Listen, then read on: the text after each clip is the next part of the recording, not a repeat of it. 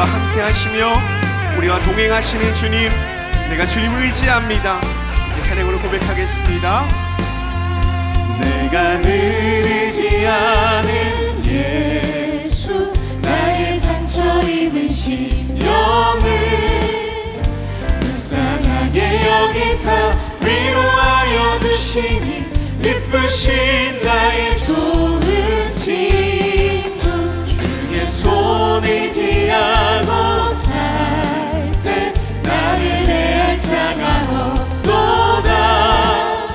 주님 나의 마음을 크게 위로하시니 기쁘신 나의 좋은 친구, 내가 의지하는 예수, 나의 사모하는 친구, 나의 기도 들으사 응답하여 주시니 기쁘신 나의 좋은 친구. 아멘. 언제나 주님을 바라보며 의지합니다. 내가 요단강 건너가며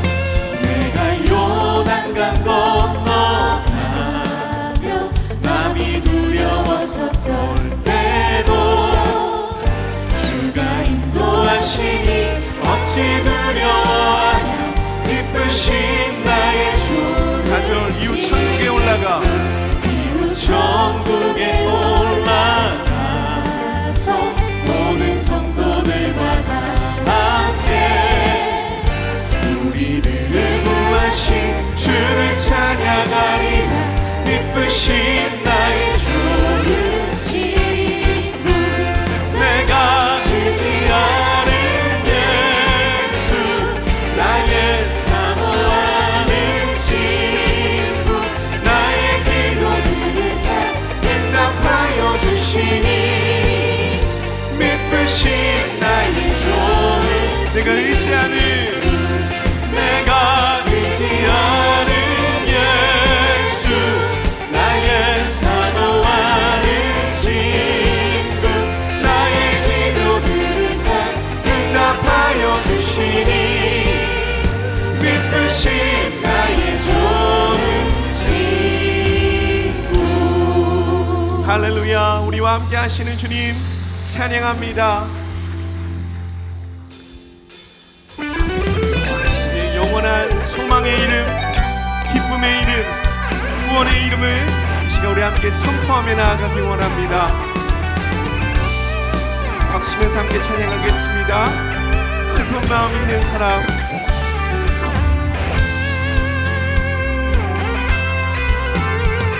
슬픈 마음 있는 사람, 예수 이름 믿으며 영원토록 변함없는 기쁜 마음 얻으리. 슬픈 마음 있는 사람, 예수 이름 믿으며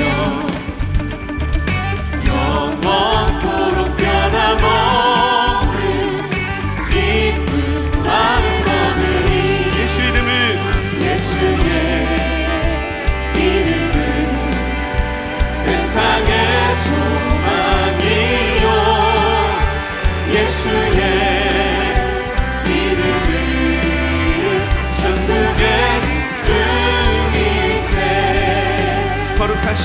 거룩하신 주의 이름 너의 방패 삼아라.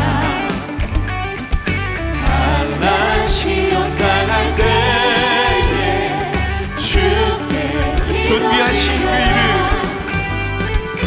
존귀하신 주의 이름 우리 기쁨 되도다. 주의 품에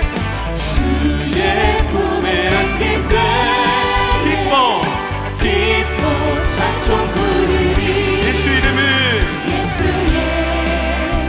이름은 세상의 소망이요, 예수의 이름은 천국의 기쁨. 예수 이름은 예수의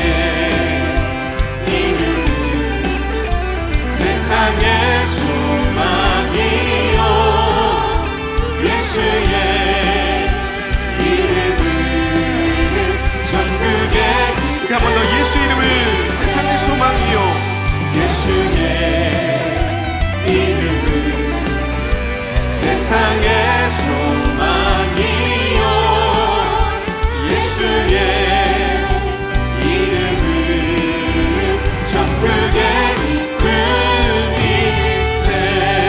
할렐루야. 구원의 이름을 찬양합니다. 우리는 얼마나 웃으면서 살아갈까요? 여러분은 하루에 몇 번이나 웃으십니까? 영국 옥스퍼드 대학 연구팀에 의하면 사람이 아주 어렸을 때는 하루에 평균 300번에서 400번 웃는다고 합니다. 근데 그 어린아이가 성장하여서 10대의 청소년이 되면 그 평균 웃음의 횟수는 100번 정도로 감소합니다. 자, 그렇다면 다 성장한 성인의 경우에는 하루에 몇 번 정도 웃을까요? 참으로 애석하게도 성인의 경우에는 하루에 7번에서 15번 정도밖에는 웃지 않는다고 합니다. 우리는 어쩌면 웃음을 상실한 채 살아가고 있다 해도 과언이 아닐지 모르겠습니다. 그 이유가 도대체 무엇일까요? 그만큼 현대인의 삶은 분주하고 복잡하기 때문입니다. 우리의 삶에는 수많은 문제와 어려움 가운데 우리는 걱정하고 근심하면서 살아가기 때문에 웃음을 잃은 채 살아가는 것이 아닐까 합니다. 그런 우리에게 하나님께서는 항상 기뻐하라라고 말씀하셨습니다.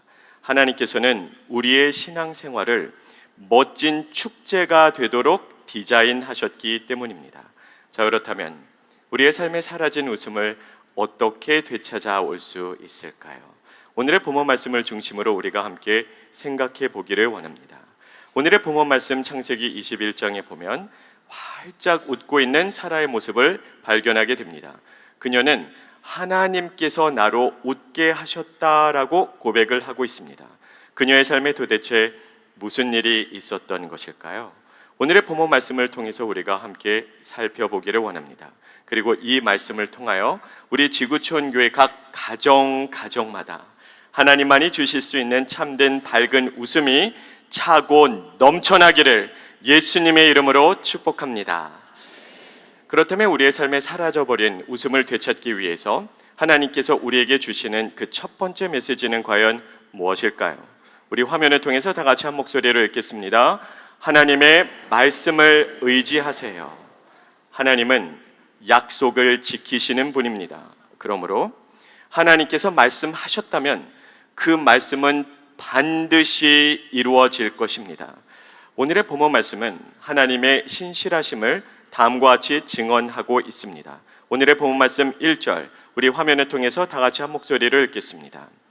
여호와께서 말씀하신 대로 사라를 돌보셨고 여호와께서 말씀하신 대로 사라에게 행하셨으므로 하나님은 너무나 신실하신 분에게 말씀하신 대로 사로를 돌보셨고 또 말씀하신 대로 그녀에게 행하셨다라고 기록을 하고 있습니다. 하나님이 말씀하셨다면 그것을 반드시 지키실 것이기 때문입니다. 세상 모든 것은 다 불확실하더라도 하나님의 말씀만큼은 확실합니다. 예수님께서 마태복음 5장 18절에서 말씀하신 것처럼 율법의 1.1획이라도 결코 사라지지 아니하고 반드시 이루어질 것이기 때문입니다. 문제는 우리의 삶에서 하나님의 말씀을 온전히 신뢰하고 의지하지 못할 때가 너무나도 많이 있다는 것이죠. 물론 우리의 삶이 평탄할 때는 하나님의 모든 말씀 앞에서 우리는 아멘으로 화답할 수 있습니다. 다만 우리의 삶에 문제와 여러 가지 역경이 찾아왔을 때 우리의 믿음이 흔들리기 시작합니다. 하나님의 말씀을 의지하기보다는 세상에서 들려지는 소리와 주위 사람들의 말을 더 귀담아 듣지 않습니까? 그리고 결국에는 이 모든 것을 종합하여 하나님의 말씀과는 상관없이 나의 생각대로, 내 소견대로, 내 판단대로 아무렇게나 결정을 내려버립니다. 아브라함의 경우에도 그러했습니다. 자, 창세기 12장에 보면 하나님께서 그에게 후사를 주실 것을 약속하셨죠. 물론 처음에는 그도 아멘으로 화답했습니다. 그로부터 시간이 흘러 지나갑니다. 3년이 지나고 5년이 지나며 10년이 지나도 하나님의 약속이 성취가 되기는커녕 그 말씀이 이루어질 기미조차 보이지가 않습니다. 그러자 아브라함은 스스로의 생각대로, 스스로의 판단대로 하나님의 역사를 내 힘과 노력으로 이루어 드릴 것을 계획하기 시작합니다. 그래서 태어난 것이 바로 이스마엘이죠. 하나님이 그에게 주신 아내 사라를 통하지 않고 사라의 몸종이었던 하갈을 통해서 이스마엘을 낳게 된 것입니다. 아브라함의 일생일대 가장 치명적인 실수 중에 하나입니다. 그 단 한 번의 잘못된 결정으로 인하여, 그 단 한 번의 실수로 인하여 인류 역사는 피로 얼룩지게 됩니다. 여러분도 이미 잘 아시는 바와 같이 이삭의 후손은 이스라엘이죠. 그리고 이스마엘의 후손은 아랍 민족입니다. 오늘날까지도 이스라엘과 아랍 족속의 분쟁과 전쟁으로 인하여 얼마나 전 세계적으로 수많은 비극적인 사건이 있어 왔던가요? 우리가 하나님의 말씀을 온전히 의지하지 않고 내 생각대로, 내 소견에 옳은 대로 행동할 때에 나의 삶에, 그리고 주위에 있는 수많은 사람들에게 얼마나 크나큰 해악을 끼칠 수 있는지를 우리는 반드시 기억해야 합니다. 자, 이제 말씀 앞에서 우리의 삶을 돌아보기를 원합니다. 하나님께서는 오늘도 우리에게 여전히 말씀하십니다. 우리는 그 말씀 가운데 순종하고 있습니까?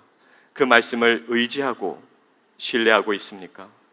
저는 이 시간 여러분에게 한번 묻고 싶습니다. 혹시 이 자리에 계신 분들 가운데 재정적인 어려움으로 인하여 고민하고 계시는 분 계십니까? 하나님께서는 마태복음 6장 말씀을 통해 오늘도 우리에게 여전히 말씀하십니다. 주님께서 이렇게 말씀을 하시죠. 오늘 있다가 내일 아궁이에 던져지는 들풀도 하나님께서 이렇게 입히시거든 하물며 너희일까 보냐. 이 믿음이 적은 자들아, 그러므로 염려하여 이르기를 무엇을 먹을까, 무엇을 마실까, 무엇을 입을까 하지 말라. 이 모든 것들은 이방인들이 구하는 것이라. 너희 하늘 아버지께서는 이 모든 것이 너에게 있어야 될 줄을 아시느니라. 그런즉 너희는 먼저 그의 나라와 그의 의를 구하라. 그리하면 이 모든 것을 너희에게 더하여 주시리라. 혹시 이 자리에 계신 분들 가운데 두려움과 불안감에 휩싸여 계신 분 계십니까? 하나님께서는 오늘도 이사야서 41장 말씀을 통해서 여전히 말씀하십니다. 두려워 말라, 내가 너와 함께함이라. 놀라지 말라, 내가 너의 하나님이 됨이니라. 혹시 이 자리에 계신 분들 가운데 염려와 걱정, 근심 가운데 괴로워하시는 분 계십니까? 하나님께서는 빌립보서 4장 말씀을 통해서 오늘도 여전히 말씀하십니다. 아무것도 염려하지 말고 다만 모든 일에 기도와 간구로 너희 구할 것을 하나님께 감사함으로 아뢰라. 그리하면 모든 지각에 뛰어나신 하나님의 평강이 그리스도 예수 안에서 너희의 마음과 생각을 지키시리라. 하나님께서는 오늘도 말씀하십니다. 삶이 힘들면 힘들수록 더 하나님의 말씀을 붙드시기를 바랍니다. 오직 말씀만이 생명이고 능력이며 우리의 삶의 유일한 소망되기 때문입니다. 하나님만을 바라봄으로써 삶의 모든 고난 가운데서도 말씀에 대한 믿음으로 능히 뚫고 나가시는 우리 지구촌 교회 모든 성도님들이 되시기를 주님의 이름으로 축복합니다. 우리의 삶에 사라진 웃음을 되찾아 오기 위해서 오늘 말씀을 통해서 주님께서 주시는 두 번째 메시지는 과연 무엇일까요? 우리 화면을 통해서 다 같이 한 목소리로 읽겠습니다. 하나님의 시기를 신뢰하세요. 하나님께서는 말씀하신 바를 반드시 이루십니다. 다만 하나님의 역사는 하나님의 시기에, 하나님의 때에, 하나님이 정하신 그 타이밍에 이루어집니다.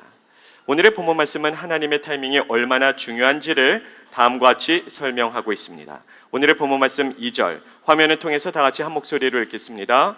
사라가 임신하고 하나님이 말씀하신 시기가 되어 노년의 아브라함에게 아들을 낳으니, 하나님께서는 약속하신 대로 아들을 선물로 주셨습니다. 다만 하나님께서 말씀하신 시기가 되었을 때 하나님의 역사가 이루어졌음을 우리는 알게 됩니다. 오늘도 우리는 그 사실을 너무나 잘 알고 있습니다. 하나님의 정하신 때에 하나님께서 역사하신다는 사실을 말입니다. 그럼에도 불구하고 왜 우리는 조급해하는 것일까요? 한마디로 하나님의 때가, 하나님의 타이밍이 마음에 들지 않기 때문입니다. 자, 여러분에게 묻고 싶습니다. 여러분의 간절한 기도 제목 있죠? 그 기도를 하나님께서 들어 응답해 주셔야 되는 가장 적합한 때가 언제입니까? 언제죠? 오늘! 좀 더 정확하게 말하면 지금! 하나님께서 오늘 그리고 지금 나의 기도에 응답해 주셔야 되지 않겠습니까? 하나님께서 오늘 나의 투병 생활을 끝내주셔야 합니다. 하나님께서 오늘 그리고 지금 나의 모든 재정적인 문제를 다 해결해 주셨으면 얼마나 좋겠냐마는, 항상 문제는 나는 다급해 죽겠는데 하나님께서는 너무나 느긋하시다는 것이죠. 하나님의 타이밍이 마음에 들지 않습니다. 내가 생각하는 적합한 때와 하나님의 때가 항상 충돌을 일으키고 마찰을 일으킵니다. 그래서 오늘도 우리는 조급해하는 것 아니겠습니까? 아브라함도 그러했습니다. 창세기 12장에서 하나님께서는 그에게 후사를 주실 것을 약속하셨죠. 자, 그때 아브라함은 몇 세였습니까? 창세기 12장 4절 말씀에 보면 그가 하란을 떠날 때 75세였다라는 것을 우리는 알게 됩니다. 그렇다면 오늘의 본문 말씀 창세기 21장에서 그가 이삭을 낳았을 때 몇 살이었죠? 100세였습니다. 자, 그렇다면 그는 25년을 기다리는 것이죠. 그 25년의 세월이 얼마나 잔인하게 느껴졌을까요? 아브라함에게는 영원과도 같이 길게 느껴지는 시간이었을 것입니다. 그에게는 간절한 소원이 아들을 낳는 것이었기 때문입니다. 더군다나 아브라함이 살아가던 구약의 시대에는 대를 이을 수 있는 후사를 얻는다는 것이 최고의 자랑이었고 영광이었습니다. 반대로 자녀가 없다는 것이 굉장히 창피하고 부끄럽다라고 간주되어지던 시대였기 때문에 그의 간절함은 더욱더 컸을 것입니다. 그런데 자그마치 25년을 기다렸으니 그것이 얼마나 잔인하리만큼 길게 느껴졌을까요? 혹시 이 자리에 계신 분들 가운데 간절한 기도 제목으로 인하여 지난 25년 동안 부르짖고 또 부르짖으신 분 계십니까?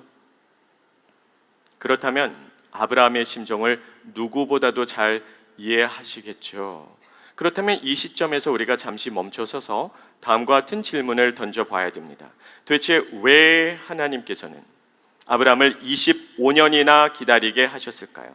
하나님의 때, 하나님의 타이밍은 도대체 왜 아브라함이 100세가 되는 그때였을까요?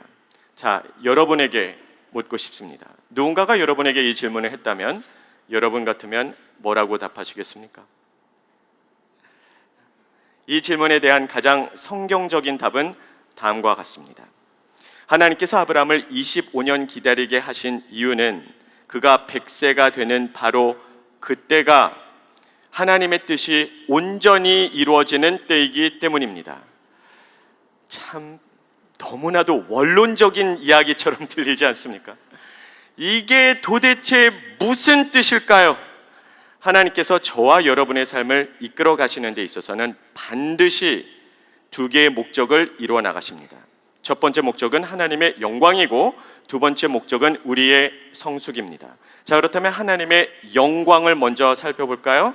여러분도 한번 생각해 보시기를 바랍니다. 아브라함이 75세 때 후사를 주시겠다는 약속을 받았습니다. 그로부터 5년 또는 10년 후에, 즉 그가 80세 또는 85세가 되는 때에 이삭을 낳았다면 주위 사람들이 어떻게 반응을 할까요? 주위 사람들이 아브라함을 바라보며 무엇이라고 말할까요? 사회자의 의도가 잘 파악이 되지 않는다면 여러분이 좀 더 쉽게 아실 수 있도록 빈칸이 있는 하나의 문장을 보여드리도록 하겠습니다. 여러분이 그 빈칸을 채워주세요. 화면을 통해서 함께 보실까요? 주위 사람들이 아브라함을 향하여 이렇게 말하겠죠. 우와! 아브라함 할아버지 땡땡 하셨구나. 빈칸에 들어갈 단어는 아브라함 할아버지가 회춘하셨구나. 아니, 저 할아버지 항상 힘도 없고 빌빌거리는 것 같더니 이제 알고 보니 저분이 슈퍼맨이셨어. 저분이야말로 우리 시대의 최고의 상남자야. 모든 영광이 누구에게로 돌아가겠습니까? 아브라함에게로 돌아가겠죠. 그래서 하나님은 기다리시는 겁니다. 그가 90세가 되고 이젠 100세가 됐습니다. 이제는 모든 소망이 다 끊어졌어요. 공장문 닫았습니다. 그 어떤 소망도 찾아볼 수가 없습니다. 그런데 혹시라도 누군가가 그래도 아직 희박하리만큼 조금이라도 희망이 남아있지 않을까요? 라고 말할까봐 하나님께서는 굳이 창세기 18장에 보면은 한 가지 사실을 기록해 놓으셨습니다. 뭐라고 기록하셨을까요? 창세기 18장 11절 말씀, 우리 화면을 통해서 다 같이 한 목소리를 읽겠습니다. 아브라함과 사라는 나이가 많아 늙었고 사라에게는 여성의 생리가 끊어졌는지라. 창세기 18장 11절 말씀은 하나님의 확인 사살입니다. 그 어떤 소망도 없는 절대적인 절망적인 상황이라는 것을 분명히 하기 위해서 하나님께서는 굳이 다시 한번 짚어주신 것입니다. 하나님의 때는 이와 같이 항상 인간의 한계에 부딪혔을 때, 우리의 삶에 절망밖에는 남지 않았을 때 시작이 됩니다. 그래야 하나님께서 온전히 영광을 받으실 수 있기 때문이죠. 아브라함은 100세가 되었습니다. 사라는 생리가 끊어져 버렸습니다. 이제는 가능성이 희박한 것이 아니라 가능성이 아예 없습니다. 불가능해요. 그런데 그 불가능을 뚫고 하나님께서 이삭을 그들의 삶에 허락해 주셨을 때 이제는 주위 사람들이 무엇이라고 하겠습니까? 우와, 하나님은 전능하신 분이시로구나. 모든 영광이 하나님께로 돌아가지 않겠습니까? 그래서 하나님께서 온전한 영광을 받으시도록 하나님께서는 그의 때를 완벽하게 선점해 두십니다. 자, 또 하나의 목적이 있다고 말씀을 드렸죠. 그것은 우리의 성숙입니다. 아브라함의 삶을 한번 돌아보시기를 바랍니다. 지난 25년 동안 그는 얼마나 많이 의심했을까요? 얼마나 많은 좌절감을 느꼈겠습니까? 참 하나님께 많이 불평도 하고 원망도 했을 것입니다. 그럼에도 불구하고 나를 은혜로 감싸 안으사 반드시 하나님의 약속을 지키시는 하나님의 은혜를, 하나님의 신실하심을, 그리고 불가능을 가능케 하사 아이를 주시는 하나님의 전능하심을 경험케 됨으로써, 몸소 체험함으로써 그의 믿음과 신앙이 성장하고 더 성숙해져 갔겠죠. 이로 말미암아 그 다음 장인 창세기 22장에서 하나님께서 하나밖에 없는 독자를 바치라고 할 때도 망설이지 않습니다. 토를 달지 않습니다. 하나님은 원망하지 않고 하나밖에 없는 아들도 기꺼이 내어드릴 만큼 지난 25년의 세월 동안 그의 믿음은 단련되고 성장했으며 성숙했다는 것입니다. 하나님께서는 이와 같이 하나님의 영광을 위해서, 그리고 우리의 신앙의 성숙을 위해서 우리의 삶을 단련시키시며 그렇게 완벽한 타이밍을 정해 놓으십니다. 오늘도 우리는 기다림 가운데 있습니다. 혹시 초조해 하시는 분 안 계십니까? 우리는 하나님께 영광을 돌리기 위해서는 분주히 굉장히 많은 일들을 해내야 된다고 생각하는 경향이 있습니다. 물론 하나님께서는 우리의 섬김 그리고 봉사를 통해 영광 받으십니다. 그거는 맞는 말입니다. 그런데 때로는 우리의 분주한 섬김보다는 우리의 잠잠한 기다림을 통해서 하나님께서는 더 큰 영광을 받으시기도 합니다. 우리가 기다리고 주님을 신뢰할 때 하나님께서 친히 역사하시기 때문입니다. 우리의 신앙의 이러한 역설을 강준민 목사님은 그분의 저서 기다림은 길을 엽니다라는 책에서 다음과 같이 설명하십니다. 우리 화면을 통해서 다 같이 한 목소리를 읽어볼까요? 왜 우리는 기다리면서 힘들어하고 고통스러워할까요? 그 이유는 우리가 기다리는 동안 하나님이 조용히 일하고 계시는 것을 보지 못하고 느끼지 못하기 때문입니다. 우리 가운데는 기다림에서 지쳐 낙심한 사람도 있을 것입니다. 충분히 이해가 갑니다. 저도 그런 날들이 많았기 때문입니다. 그렇지만 너무 낙심하지 마십시오. 우리가 기다리는 동안 하나님이 일하고 계시기 때문입니다. 우리가 기다릴 때 누가 일하신다고요? 하나님께서 살아 역사하십니다. 아마도 아브라함은 기다리기만 한 지난 25년의 세월이 낭비된 세월이라고 생각했을 것입니다. 너무나 비생산적이라고 생각했기 때문이겠죠. 그러나 우리가 진리를 정확하게 한다면 사실 지난 25년의 세월은 낭비된 시간이 아니라 가장 생산적인 시간이었습니다. 그의 기다림을 통해서 하나님께서 역사하셨기 때문입니다. 여전히 초조하십니까? 걱정하지 마십시오. 하나님을 신뢰하십시오. 하나님은 타이밍의 명수이시기 때문입니다. 가장 완벽한 때에 완벽한 시기와 타이밍에 하나님께서는 그분의 역사를 아름답게 이루실 것입니다. 오늘도 하나님의 때를, 하나님의 타이밍을 신뢰함으로써 기다림의 시간 속에서도 활짝 웃고 즐거워하는 저와 여러분 모두가 되기를 주님의 이름으로 축복합니다. 마지막 세 번째로, 우리가 우리의 삶에 사라져버린 웃음을 되찾아오기 위해서 하나님께서 오늘 말씀을 통해 우리에게 주시는 메시지가 과연 무엇일까요? 우리 화면을 통해서 다 같이 한 목소리로 읽겠습니다. 하나님의 은혜를 세어보세요. 오늘 본문 말씀에 보면 활짝 웃고 있는 사라의 모습을 발견하게 됩니다. 아브라함의 얼굴에도 밝은 미소가 드리워져 있죠.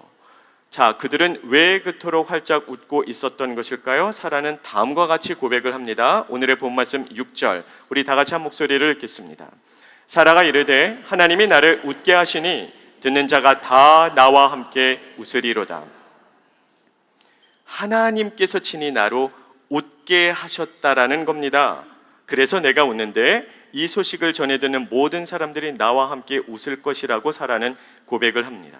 근데 우리가 곰곰이 생각을 해보면 그들이 오늘 이렇게 활짝 웃을 수 있다는 것 자체가 하나님의 어마어마한 은혜입니다. 왜 이것이 그토록 특별한 은혜일까요?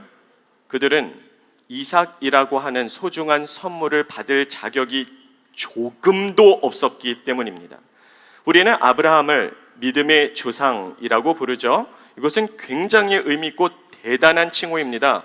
그렇다면 아브라함이 도대체 무엇을 그토록 잘했기에 그의 어떠한 모습을 보시고 하나님께서는 그를 믿음의 조상으로 세워주신 것일까요? 이 질문에 대한 정확한 답을 우리는 로마서 4장 18절에서 22절에서 찾아볼 수가 있습니다. 다소 길지만 화면을 통해서 함께 보시겠습니다. 제가 읽겠습니다. 아브라함이 바랄 수 없는 중에 바라고 믿었으니 이는 내 후손이 이같으리라 하신 말씀대로 많은 민족의 조상이 되게 하려 하심이라.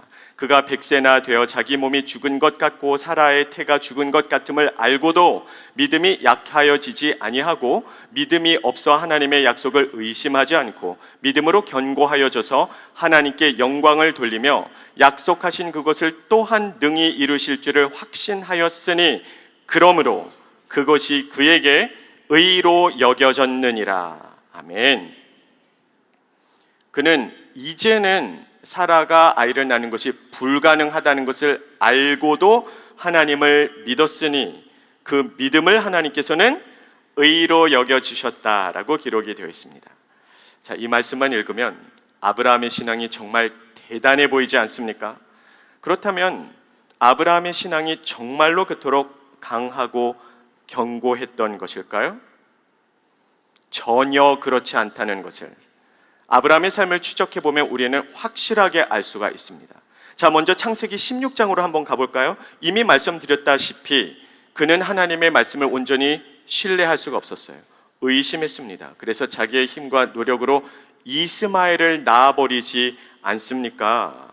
그의 삶에 이미 치명적인 실수를 저질렀습니다. 자, 이번에는 창세기 17장으로 가보겠습니다. 아브라함이 99세가 되던 해에 하나님께서 그에게 친히 나타나시사 나는 전능한 하나님이라 라고 말씀하시면서 그에게 후사를 주실 것이라는 약속을 다시 한번 상기시켜 주십니다. 자, 만일에 이런 일이 여러분의 삶에 일어났다면 여러분 같으면 어떻게 하시겠습니까? 하나님께서 여러분에게 친히 나타나세요. 나의 귀에 똑똑히 들리는 육성으로 말씀하십니다. 나는 전능자야. 내가 너의 기도를 들어 응답하리라. 자, 이제 여러분은 어떻게 반응하시겠습니까? 아멘으로 받지 않으시겠습니까? 그러나 아브라함은 그러지 못했습니다. 창세기 17장에 보면 그가 속으로 웃습니다. 그리고 이야기를 하죠. 내가 나이가 이렇게 많은데 어찌 아이를 낳을 수 있겠느냐? 하나님을 비웃은 겁니다. 그리고 하나님께 이렇게 말을 하죠. 하나님, 제 아들 이스마엘이나 살게 하소서. 자, 이 말을 현대판으로 고쳐서 말을 하자면 이렇게 표현할 수 있겠죠. 그날 아브라함은 하나님께 이렇게 답을 한 겁니다. 하나님, 그게 무슨 뚱딴지 같은 소리입니까? 저기요, 됐거든요. 저 이미 공장문 닫았어요. 사라도 아이를 못 낳습니다. 그러니 그냥 제 아들 이스마엘이나 잘 먹고 잘 살게 해주세요. 그러면 하나님께서 저에게 후사를 주시기로 했던 약속을 성취해 주신 것으로 제가 통쳐드릴게요. 굉장히 무례한 말들을 하나님께 뱉어내고 있습니다.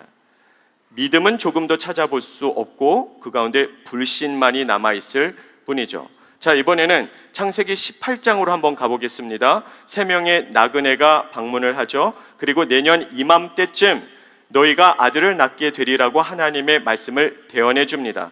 이번에 아브라함의 아내였던 사라는 어떻게 반응을 했을까요? 부부는 일심동체라고 하죠. 전장에서는 남편이 하나님을 비웃더니 18장에서는 그의 아내도 역시 하나님을 비웃습니다. 웃으면서 이런 일이 어떻게 가능할 수 있겠느냐라고 말을 하죠. 이게 믿음의 조상 맞나요? 믿음의 조상이 아니라 불신의 조상이라 해도 과언은 아닐 것입니다.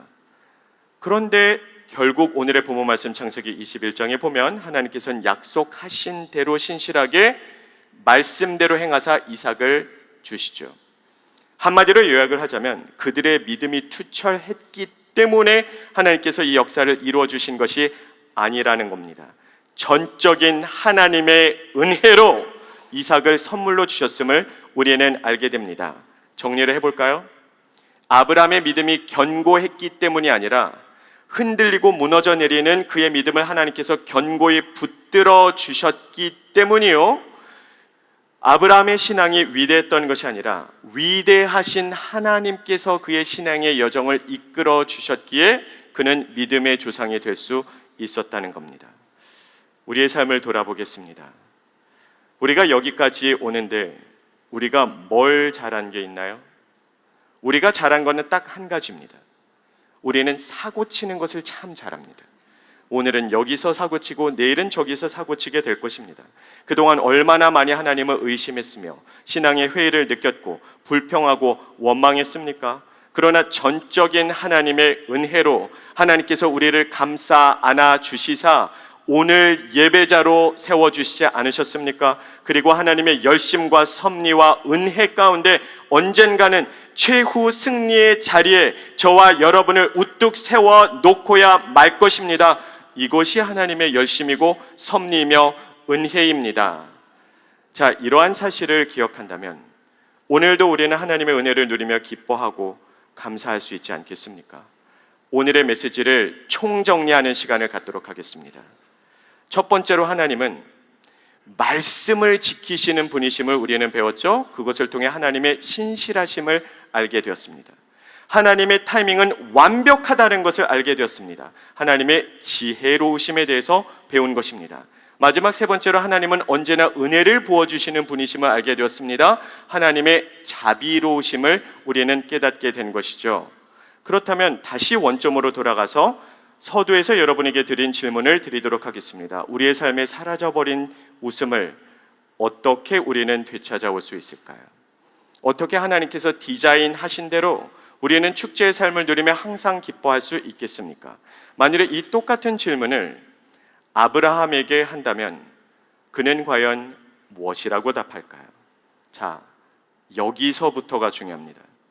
지금부터 잘 들어주셔야 됩니다. 만일에 이 질문을 아브라함에게 했다면 그는 아마도 이렇게 답을 하겠죠. 저의 지난날의 삶을 돌아보니 그동안 저는 참 한숨도 많이 쉬고 하나님을 불평하고 하나님을 원망했으며 하나님을 온전히 신뢰하지 못하고 의심하면서 초조해하고 불안해하면서 너무나 많이 걱정과 근심 가운데 살았습니다. 그런데 이제와 돌이켜보니 하나님은 너무나 신실하신 분이고 너무나 지혜로우신 분이며 너무나 은혜로우신 분이십니다. 이것을 내가 진작에 알았더라면 그때 그렇게 한숨을 내쉬지 말 것을, 그때 하나님을 원망하지 말 것을, 그때 초조함으로써 밤잠을 설치지 말 것을, 좀 덜 걱정하고 그때 근심하지 않을 것을 저는 너무나 힘들게 고된 인생을 살아왔네요. 하나님이 이렇게 좋으신 분인 줄을 알았더라면 이삭이 태어난 다음에야 웃지 말고 지난 55년 매일매일 순간순간마다 기뻐하고 웃으면서 지낼 걸 참 후회가 됩니다. 혹시 우리의 삶에도 똑같은 후회가 남게 되지는 않겠습니까? 우리는 이미 알아버렸어요. 말씀을 통해서 하나님이 얼마나 신실하신 분인지, 얼마나 지혜로우신 분인지, 얼마나 은혜로우신 분인지를 이제 우리는 이미 알고 있어요. 그럼에도 불구하고 우리는 하나님께서 기도에 응답해 주실 때만 웃으리라라고 생각한 채 오늘도 한숨을 쉬고 오늘도 불평하며 오늘도 초조해하고 오늘도 걱정 근심에 사로잡혀서 웃지도 못한 채 경직되어 살아가고 있는 것 아니겠습니까? 하나님께서 기도에 응답하실 때야 웃는 것이 아니라 하나님께서 가장 완벽한 타이밍에 가장 큰 은혜로 부어주실 것을 이미 알고 있으니 매 순간 매일 기뻐하고 활짝 웃는 저와 여러분이 되기를 간절히 원합니다. 그러므로 누군가가 여러분에게 요즘은 어떻게 지내세요? 라고 묻는다면 우리 지구촌 교회 성도라면 한 명도 빠짐없이 이렇게 답하기를 원합니다. 오늘도 맑음! 우리는 하나님 안에서 언제나 맑게 그리고 밝게 살아갈 수밖에는 없기 때문입니다. 하나님의 신실하심을, 하나님의 지혜로우심을, 그리고 하나님의 자비로우심을 바라봄으로써 오늘도 내일도 그리고 언제나 기뻐하고 하나님 안에서 밝게 웃는 지구촌교회 모든 성도님들이 되시기를 주님의 이름으로 축복합니다. 기도하겠습니다. 추석 연휴를 맞이하여서 우리의 삶에 이미 허락해 주신 하나님의 은혜를 세어보고 감사하는 시간을 갖기를 원합니다. 하나하나 세어보면서 지금 이 시간만큼은 간구하는 기도하지 마시고요, 감사하는 기도를 하시기를 바랍니다. 조용히 하나님의 임재 가운데로 감사 기도함으로 나아가겠습니다.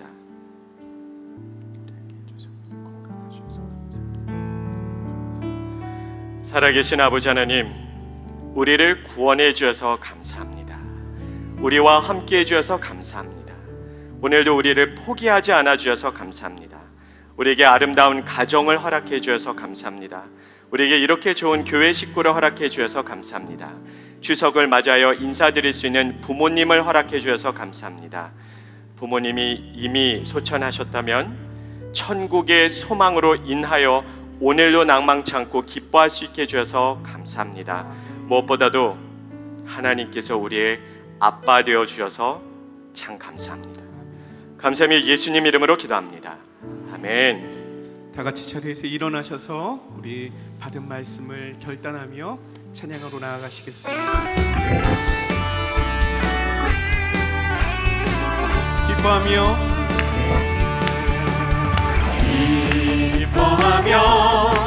승리의 노래 부르리. 그 백성 주가 회복시키시네. 그 사랑으로 머물렸던 자모와 칭찬과 명성 얻게 하시네. 전심으로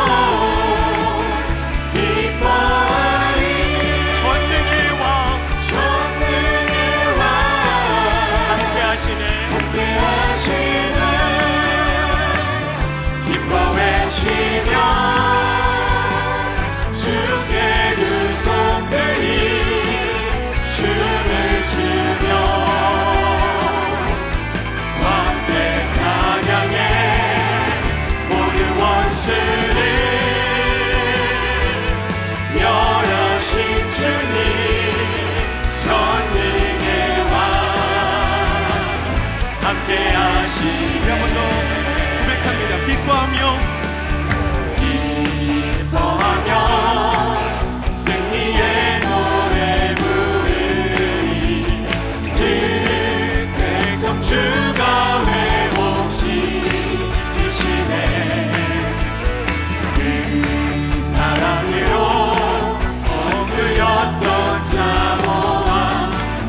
장과 명성 얻게 하시네. 전심으로 기뻐하리. 성령의 왕 함께 하시네. 기뻐 외치며 주께 두 손 들이 춤을 추며 함께 찬양해. 모든 원수를 멸하신 주님 전능의 왕 함께 하시니. 하나님께 영광의 박수 올려드리겠습니다.